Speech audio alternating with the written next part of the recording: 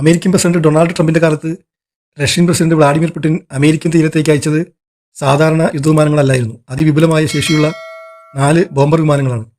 എന്നാൽ ആ വിമാനങ്ങളെക്കാൾ ഭയപ്പെടുത്തുന്നതായിരുന്നു അവ നിയന്ത്രിക്കുന്ന റഷ്യൻ പൈലറ്റുമാർ. ട്രംപിനും മുഴുവൻ യൂറോപ്പിനും ഏറ്റവും വലിയ ആശങ്ക ഉണ്ടാക്കിയതും അവരാണ്.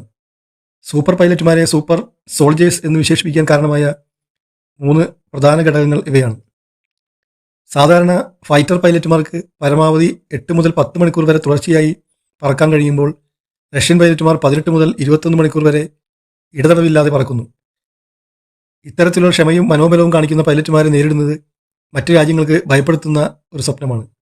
പറക്കുന്ന സമയത്ത് ബോംബർ വിമാനങ്ങളും പൈലറ്റുമാരും തമ്മിൽ ആശയവിനിമയം നടത്തുന്നത് അത്യന്തം രഹസ്യമായ കോഡുകളിലൂടെയാണ്.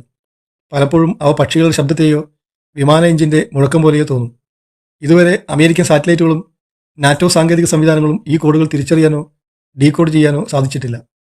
3 വർഷത്തെ ശക്തമായ ഫ്ലൈറ്റ് ട്രെയിനിങ് പൂർത്തിയാക്കിയ ശേഷം റഷ്യൻ പൈലറ്റുമാർ പ്രോജക്ട് സ്കോളോ എന്ന പ്രത്യേക മാനസിക പരിശീലന പരിപാടിയിൽ പങ്കെടുക്കുന്നു. മിസൈൽ ആക്രമണങ്ങൾ നേരിടുമ്പോൾ ഹൃദയമിടിപ്പ് നിയന്ത്രിക്കുന്ന ടിബറ്റൻ ശ്വാസക്രിയ രീതികളും അതിവെള്ളക്കട്ടയിൽ പോലും ജീവിക്കാൻ കഴിയുന്ന കോൾഡ് വാട്ടർ റെസിസ്റ്റൻസ് ടെക്നിക്കുകളും ഇവയിൽ ഉൾപ്പെടുന്നു.